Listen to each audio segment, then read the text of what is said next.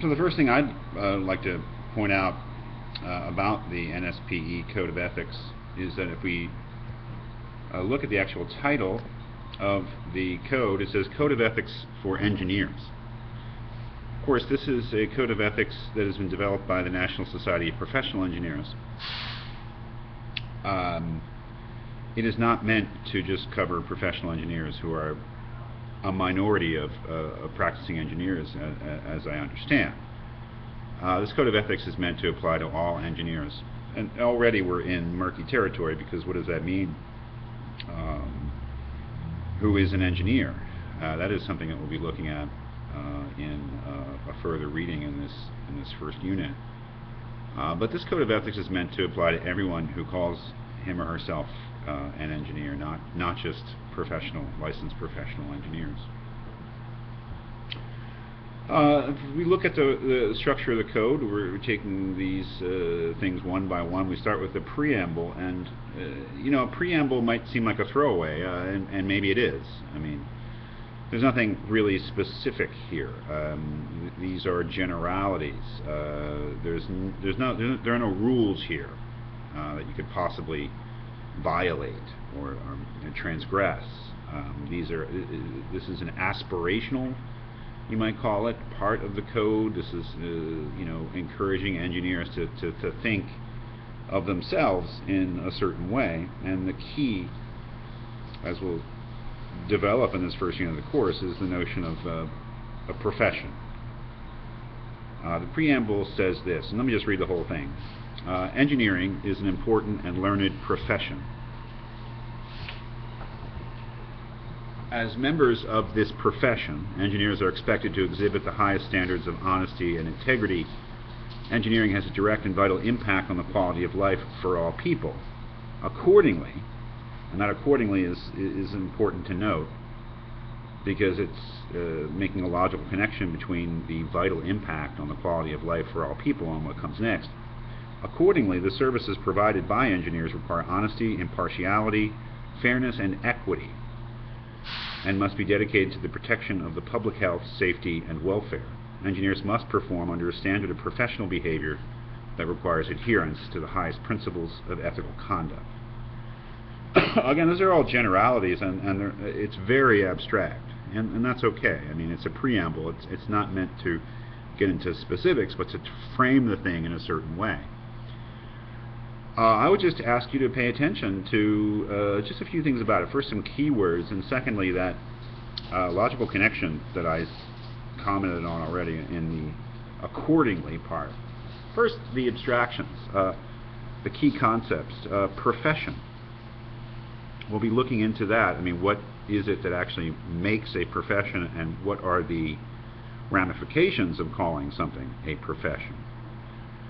As members of this profession, engineers are expected to exhibit the highest standards of honesty and integrity. Now, there's some explanation of that.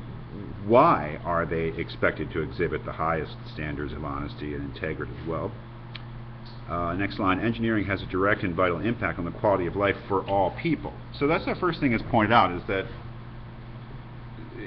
a profession is not just something that takes learning. There are plenty of things that take learning that we wouldn't call professions. Something is a profession if it has a outstanding or unusual impact on other human beings. That is, if it's something, you might even say something powerful. Engineering has a direct and vital impact on the quality of life for all people. Accordingly, that is, what follows from that is that engineering has this power, has this outsized or unusual extent of an impact on people. Accordingly, the services provided by engineers require honesty, impartiality, fairness, and equity, and must be dedicated to the protection of the public health, safety, and welfare. So that second part follows upon the first part. That is, because engineering has this outsized impact on the quality of life of people, therefore engineers must be held to these high standards. And that is a a theme that we'll see again and again coming in different guises, that being an engineer is having a social position, being in a social relationship with other human beings. Being an engineer, being a doctor, being a lawyer, being a clergy person, being a member of the military, these are the other traditionally recognized professions.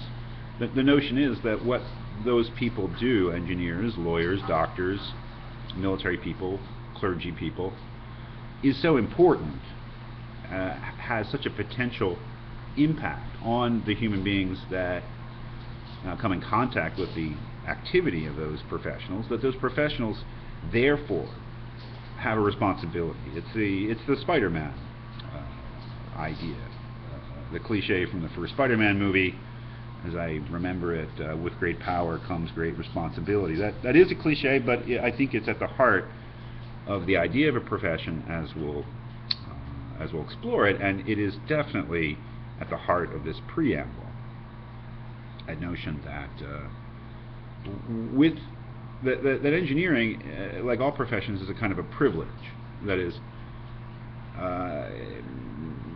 the publics, our societies, our communities grant professionals certain privileges to more or less regulate themselves, to do special things like represent somebody in court, or prescribe drugs, or cut open somebody's body, or approve the plans for the building of structures, or the implementation of any technology, which is not something that everybody can do.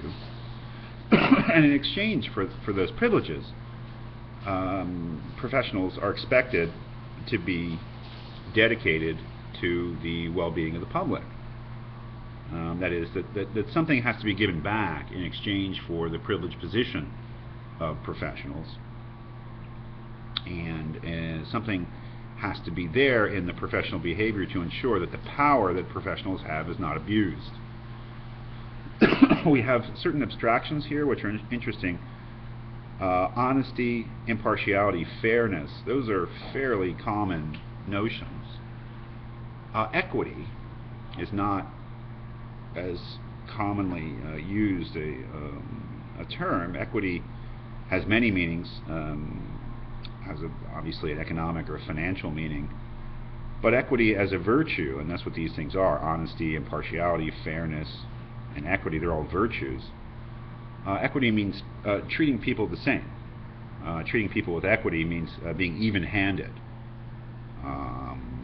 giving everyone their proper due and not being prejudiced, or not using favoritism.